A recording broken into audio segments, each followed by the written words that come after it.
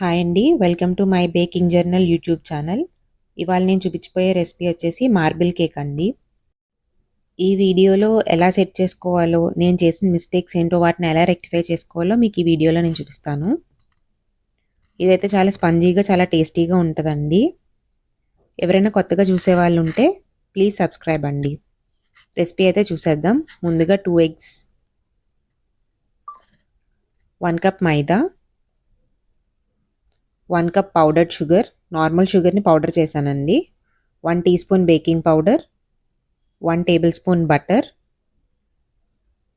1/4 cup oil, 1 teaspoon vanilla essence, half cup hot milk. ముందుగా ఒక bowl తీసుకొని దానిలో రూమ్ టెంపరేచర్ ఎగ్స్ అండి, ఇవి బోత్ వైట్ అండ్ ఎల్లో తీసుకున్నాను. దానిలో 1 కప్ పౌడర్డ్ షుగర్, ఇంకా వెనిలా ఎసెన్స్ వేసి ఎలక్ట్రిక్ బీటర్తో బాగా బీట్ చేసుకోండి. షుగర్ కొంచెం కొంచెం యాడ్ చేసుకోండి, లేదంటే ఇలా కొంచెం ఎగురుతుంది. బాగా బీట్ చేసుకోవాలి. ఇలా మనం ఎంత బాగా బీట్ చేసుకుంటే కేక్ అంత ఫ్లఫీగా వస్తుందండి. హ్యాండ్ బీటర్ కన్నా ఎలక్ట్రిక్ బెటర్ బెస్ట్. కొంచెం ఒకసారి మళ్ళీ మనం స్పాచులాతో ఒకసారి మిక్స్ చేసుకుందాము. ఇప్పుడు 1/4 కప్ ఆయిల్ యాడ్ చేసుకుంటున్నాను. మామూలు సన్ఫ్లవర్ ఆయిలే తీసుకున్నానండి నేనైతే. ఏ ఆయిల్ అయినా కానీ స్మెల్ లేకుండా ఉండాలి. గ్రౌండ్ నట్ ఆయిల్ అలాంటివి పనిచేయవు, అందుకనే నేను సన్ఫ్లవర్ ఆయిల్ యూజ్ చేస్తున్నాను. ఇలా బాగా బీట్ చేసుకోండి. మనం బటర్ ఇక్కడ ఎక్కువ ఎందుకు యూజ్ చేయట్లేదంటే, బటర్ యూజ్ చేస్తే ఏమవుతుందంటే మనం ఫ్రిడ్జ్లో అలాంటి వాటిలో ప్లేస్ చేసినప్పుడు గట్టిగా అయిపోయే ఛాన్స్ ఉంటుందండి. తెలుసు కదా, బటర్ కొంచెం గట్టిగా అయిపోతుంది. అదే మనం ఆయిల్ అయితే అలా అవ్వదు, అందుకని మనం ఆయిల్ యూజ్ చేస్తున్నాం. ఇప్పుడు వచ్చేసి మైదాని మనం 3 బ్యాచెస్ కింద కలుపుకుంటున్నాము, సో దట్ ఇది ఈజీగా మిక్స్ చేసుకోవచ్చు. మైదాని ఎప్పుడు మిక్స్ చేసినా సరే మనం ఇలా స్టెయినర్తో ఒకసారి అయితే డస్ట్ చేసుకోవాలండి. ఇప్పుడు ఇలా మిక్స్ చేసుకుందాము. కట్ అండ్ ఫోల్డ్ మెథడ్లో మాత్రమే ఎప్పుడు మిక్స్ చేసుకున్న కట్ అండ్ ఫోల్డ్ మెథడ్లోనే కట్ చేసుకోండి. నెక్స్ట్ సెకండ్ బ్యాచ్ చేసుకుంటున్నాను నేను. కట్ అండ్ ఫోల్డ్ మెథడ్లోనే యూజ్ చేయండి. మనం కొంచెం స్మూత్గా మిక్స్ చేయాలండి బ్యాటర్ ఎప్పుడైనా. మరీ ఓవర్గా మిక్స్ చేస్తే ఏమవుతుందంటే మీకు కేక్ అన్నది చాలా డెన్స్గా వస్తుంది. నేను మళ్ళీ మళ్ళీ చెప్తున్నాను ప్రతి వీడియోలో ఇదే రిపీటెడ్గా, ఎందుకంటే బిగినర్స్ చేసే మిస్టేక్స్ అవేనండి.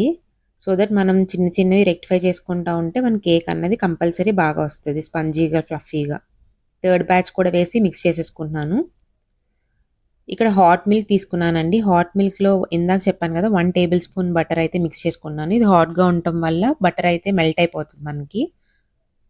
అది బాగా కరిగే వరకు మిక్స్ చేసుకోండి. కరిగిన తర్వాత మిల్క్ అన్నది కొంచెం కొంచెం వేసుకోండి. నేను ఇక్కడ మొత్తం వేసేసుకున్నాను యాక్చువల్లీ, అంటే మెజర్మెంట్ సరిపోతాయి అనుకుని. కానీ ఏమైందంటే నా బ్యాటర్ కొంచెం లూజ్ అయింది. అందుకే మీరు ఏం చేస్తారంటే కొంచెం కొంచెం మీరు అవసరం బట్టి యాడ్ చేసుకోండి. ఒకసారి ఇలా స్పాచులాతో కట్ అండ్ ఫోల్డ్ మెథడ్లో మిక్స్ చేసిన తర్వాత ఒకసారి మామూలు హ్యాండ్ బీటర్తో ఒకసారి మిక్స్ చేసుకోండి. నెక్స్ట్ అయితే ఈ బ్యాటర్ని నేను 2 హాఫ్స్ కింద డివైడ్ చేస్తున్నాను. ఒక దానిలో చాక్లెట్ బ్యాటర్ లాగా ప్రిపేర్ చేస్తున్నాను. మార్బుల్ కేక్ కదా, వెనిలా అండ్ చాక్లెట్ మిక్సింగ్. ఒక బౌల్లో ఇది నేను డార్క్ చాక్లెట్ మిక్స్ చేస్తున్నానండి. మీ దగ్గర అవైలబుల్ ఉంటే యూస్ చేసుకోండి, లేదంటే మొత్తం కోకో పౌడరే యూస్ చేయండి. టేస్ట్ బాగుంటుందని నేను డార్క్ చాక్లెట్ ఉంటే దాన్ని మెల్ట్ చేసింది ఆల్రెడీ, అది మిక్స్ చేస్తున్నాను. కట్ అండ్ ఫోల్డ్ మెథడ్లోనే మిక్స్ చేస్తున్నానండి. కొంచెం కోకో పౌడర్ కూడా యూస్ చేస్తున్నాను కలర్ కోసం. ఇంకో హాఫ్ వెనిలా స్పంజ్ సేమ్ అలానే ఉంటుంది. ఇప్పుడైతే నేను ఒక 7 ఇంచెస్ టిన్ తీసుకున్నానండి. దానిలో ఇలా ఆయిల్ అప్లై చేసుకుంటున్నాను. పార్చ్మెంట్ పేపర్ వాడుతున్నాను, సో దట్ మన కేక్ అనేది ఈజీగా రిమూవ్ అవటం కోసం ఆయిల్ అప్లై చేసుకుంటున్నానండి.